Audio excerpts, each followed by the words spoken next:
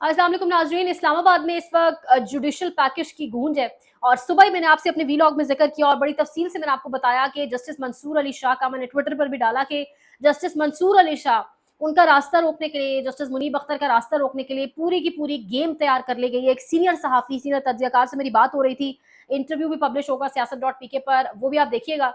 उन्होंने बहुत कुछ बताया, वो सारी चीज़ें इंटरव्यू में आप देखेंगे, लेकिन जो एक गेम समझ आ रही है, वो बज़ाहिर जो दिख रहा है वो नहीं है, इससे भी कुछ बड़ा है, इससे भी कुछ बड़ा प्लान किया जा रहा है और इससे भी कुछ बड़ा करने की तैयारी की जा रही है। वो तमाम तर चीज़ें आपके साथ शेयर करेंगे, लेकिन अनफॉर्चुनेटली, अफ़सोस के साथ, पाकिस्तानी मीडिया का, इलेक्ट्रॉनिक मीडिया की जो तवज्जो का मरकज़ है, वो है जी अलीमा खान और रऊफ़ हसन साहब के माबैन, उनके दरमियान चैट, उनके दरमियान होने वाली व्हाट्सएप की गुफ्तगू, वो तवज्जो का मरकज़ बनी हुई है।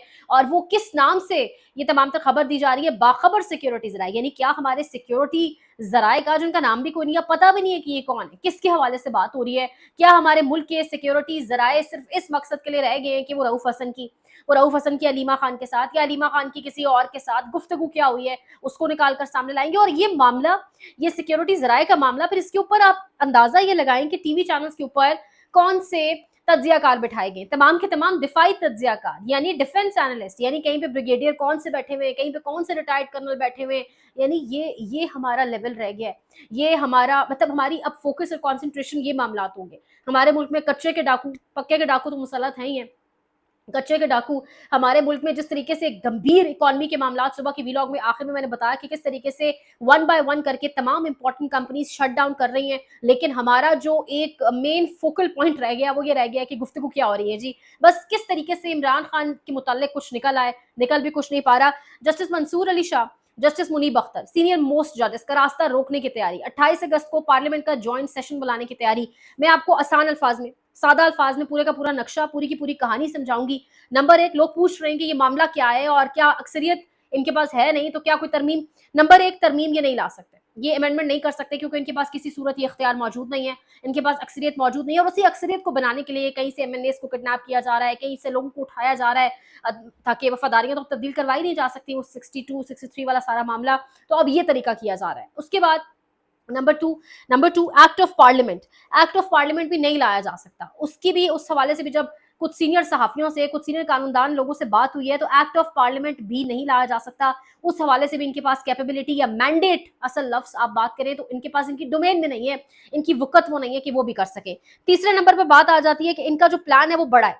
इनका प्लान टेन्योर पोस्ट करने का है, यानी इनका प्लान ये है कि जो एक उम्र एक मुतय्यन की गई है, जो एक एज मुतय्यन की गई है, जिसमें हाई कोर्ट के जजेस के लिए 62 साल यानी 62 ईयर्स और सुप्रीम कोर्ट के जजेस के लिए 65 साल यानी 65 ईयर्स, इसको चेंज करके मजीद 2 साल 3 साल बढ़ाया जाए और इसको बढ़ाकर जस्टिस काजी फरीसा को गालिबन मजीद टाइम दिया जाए। जब वो जाएंगे 3 साल बाद, तो फिर नीचे मंसूर अली शाह और मुनीब अख्तर दोनों तब तक रिटायर हो चुके होंगे।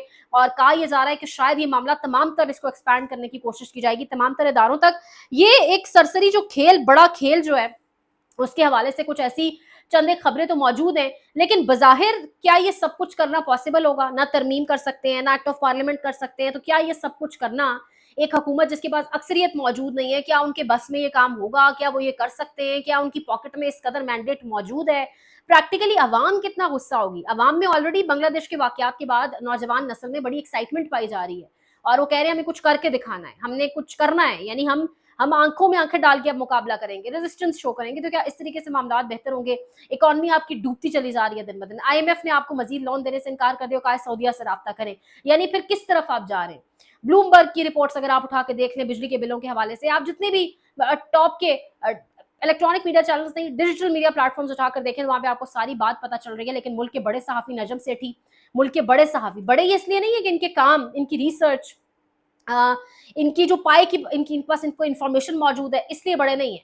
बड़े इसलिए कि इनको बड़ी बड़ी मीडिया चैनल्स, जो पाकिस्तान के टॉप चैनल्स माने जाते हैं, जो प्राइम टाइम माना जाता है, 8 बजे 10 बजे के प्रोग्राम्स पे इनको बिठाया जाता है, इनकी गुफ्तगू लोगों के कानों में उंडेली जाती है। वो अलग बात है, लोग अब इलेक्ट्रॉनिक मीडिया देखते नहीं है। इन सहाफियों को क्यों, कौन से टॉपिक्स दिए गए? नजम सेठी साहब को कहा जाता है जी जाएं ऑन स्क्रीन और कहें कि बुशरा बीबी को पिंकी पिरनी कहें, और कहें कि बुशरा बीबी और इमरान खान के दरमियान तलाक होने वाली है, क्योंकि बुशरा बीबी दरअसल रूहानी खातून नहीं, फैज हमीद की लाई हुई प्लांटेड खातून थी। ये कैलिबर है, ये लेवल है इन बाबों का, इन बड़े बड़े सहाफियों का। मोटे ताजे पेट निकालेगा आपको ये मिलेंगे, आपको समझ आएगी कि कहाँ से माल आ रहा है, किस तरह आ रहा है, और एक जमाने से बैठे हुए स्क्रीन के ऊपर اتنا لمبا ٹائم اسکرین لینا آسان کام نہیں ہے. یہ اسکرینز ملتی ہی اسی سب کے بلبوتے پر ہیں, یہ سب کرنا پڑتا ہے, میڈیا کانگلومیریٹس کی دنیا ایسی ہے, پھر آپ کو اسکرینز ملتی ہیں. سو بہرحال ایسی چیزیں چلوائی جائیں. پھر کامران شاہد صاحب کہہ رہے ہیں کہ عمران خان کی جو مسکراہٹ تھی وہ دراصل ایک بلف تھا.